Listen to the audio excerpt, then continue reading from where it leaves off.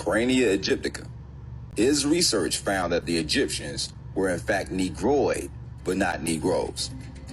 The Negro skulls were slightly longer than the Egyptian skulls, but upon studying the skulls found of the servant class in Egypt, he found the Negroes in America to be exact matches. Now this is the full quote from the book Black Image in the White Mind, page 75. Morton pointed out that both cranial and archaeological evidence showed that the Egyptians were not Negroes, as abolitionists and colonialists had maintained. Now let me read that first part again.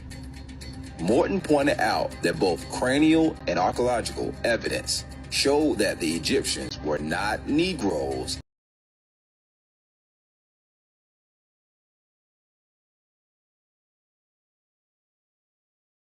Morton pointed out that both cranial and archaeological evidence showed that the Egyptians were not Negroes, as abolitionists and colonialists had maintained. And in fact, blacks have been regulated to the same servile position in ancient Egypt as in modern America.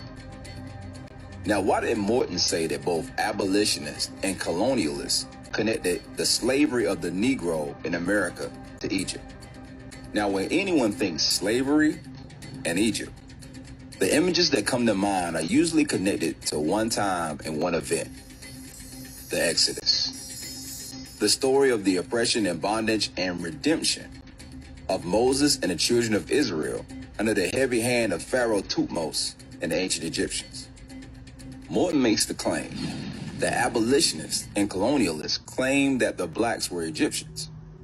Yet his studies of skeletal remains, mummy heads, and tomb inscriptions, proved by Egyptologist George R. Giddin, prove that blacks in America had a connection to Egypt, but were not Egyptians, but rather slaves and servants in ancient Egypt. Because no one has looked for evidence of the Exodus in this period, the tomb has never been linked to the biblical story. And yet, there is a perfectly preserved wall painting here that records an ancient migration into Egypt from the area of modern Israel.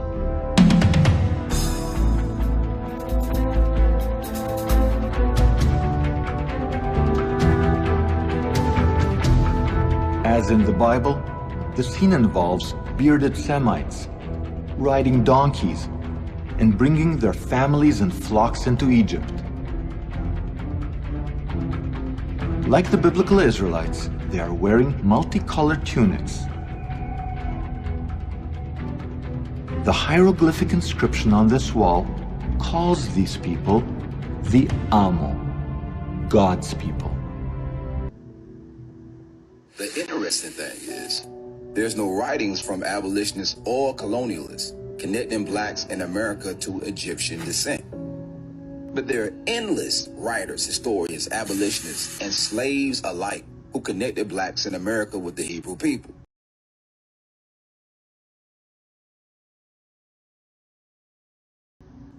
For instance, Harriet Tubman is the most widely recognized symbol of the Underground Railroad. When she escaped on September 17, 1849, Tubman said freedom felt empty unless she could share it with people she loved. So she resolved to go back and rescue friends and family. Harriet was nicknamed Moses by abolitionist William Lloyd Garrison. The name was used as an analogy to the biblical story of Moses, who attempted to lead the Hebrews to the promised land and freedom from slavery. The very connection Morton cites in his quote. And then there's others, like James W. Hagee, professor of history at the College of Charleston. In this article, Muslims, slaves, abducted Moors, African Jews, misnamed Turks, and Asiatic Greek ladies, some examples of non-European religions and ethnic diversity in South Carolina. Whew. Man, say that 10 times fast. Anyway, here's the quote. In 1786, two men appeared in Charleston, dressed in the Moorish habit, and aroused a great deal of suspicion by their strange ways. Therefore, an officer of the law began to try to question them. The Moors, he found, did not know English and resented the suspicious lawman. According to an officer, the men became impatient and vulgar, and as a result, The lawman gave one of the fellows a little bit of manual correction by the way of reforming his manners. By this time, a mob had gathered, and the authorities feared a riot might break out. Finally, they determined that the two were of the Jewish nation. Say it one more time. Finally, they determined that the two were of the Jewish nation. They took the two men to the home of a woman on East Bay Street who understood their language. She found that the two had sailed from Algeria to Virginia, where they had been arrested upon suspicion of them being Algerines. They had then traveled overland to South Carolina. Hagee continues in his article to highlight what he classifies as African Jews in South Carolina. Quote, another Jew from Africa was Billy Simmons, a black slave, according to Simmons, who was owned by the editor of the Charleston Daily Courier. He was born in Madagascar and lived in the Barbary States, and arrived in South Carolina when he was quite young. He may in fact have arrived with his relatives and with Star Barrett, who could have converted him. He, however, insisted that he belonged to a tribe of Israelites known as Rechabites, mentioned in Jeremiah 35. His Jewishness cannot be questioned because of two of the Hazanim, or cantors, of the congregation Bet Elohim in the 1830s wrote about him and attested to his devotion.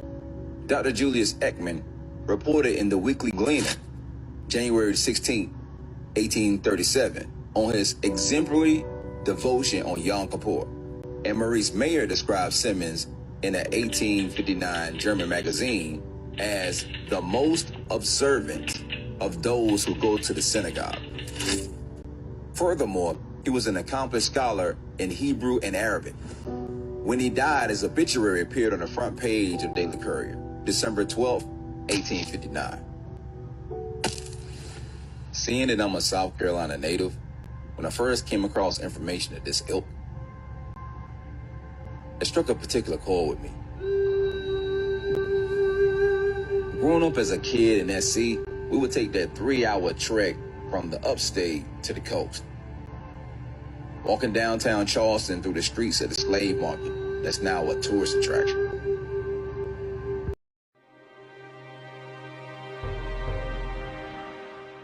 This stela is what the Egyptians would have called a triumph stela, a victory stela, commemorating victory over foreign peoples. Most of the hieroglyphic inscription celebrates Merneptah's triumph over Libya, his enemy to the west. But almost as an afterthought, he mentions his conquest of people to the east in just 2 lines. The text reads, Ashkelon has been brought captive, Gezer has been taken captive, Yanoam in the North Jordan Valley has been seized, Israel has been shorn, its seed no longer exists. History proves the Pharaoh's confident boast to be wrong. Rather than marking their annihilation, Merneptah's stela announces the entrance onto the world stage of a people named Israel. This is priceless evidence for the presence of an ethnical group called Israel in the central highlands of southern Canaan. The well-established Egyptian chronology gives the date as 1208 BC.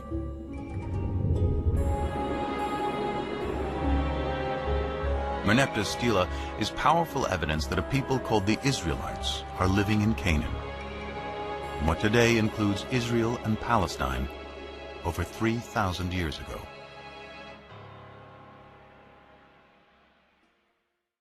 We've been searching to find the evidence that Egypt recognized the existence of the ancient people of Israel living in the land of Canaan. Finally, right in front of us is the very thing we have been looking for. The Merneptah stela contains irrefutable evidence that 3,200 years ago, the people of Israel were living in Canaan as a distinct people group.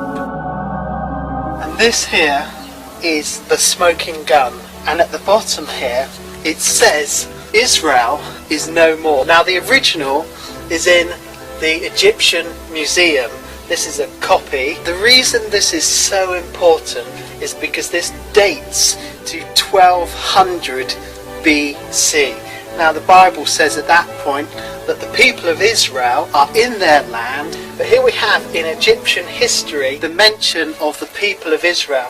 The great superpower of Egypt has to mention Israel, and also shows us that there is an unreliability about Egyptian history, because it says Israel, its seed is no more. In other words, I've wiped out Israel. They're all dead, they're all gone. Of course we know that's not true. This is amazing. This is the smoking gun that we've been looking for. This is it. This is a smoking gun. We've seen it. 1200 BC. The people of Israel are definitely in the land. The Bible is correct, just as we read it. Absolutely amazing. Look how huge this one is as well. Absolutely beautiful. And we're linking the Bible with Egyptian history, and they just went like that. It's perfect. It's brilliant. This is a day I'm going to remember forever as well.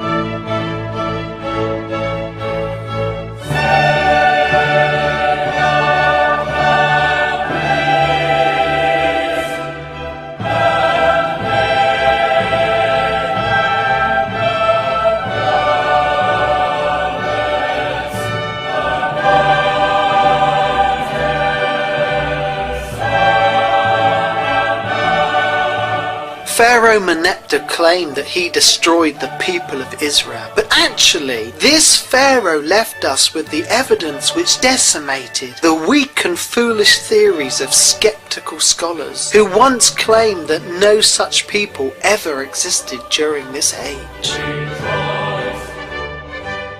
And the first reference to Israel in Egyptian hieroglyphics, just incredible, 3,200 years ago.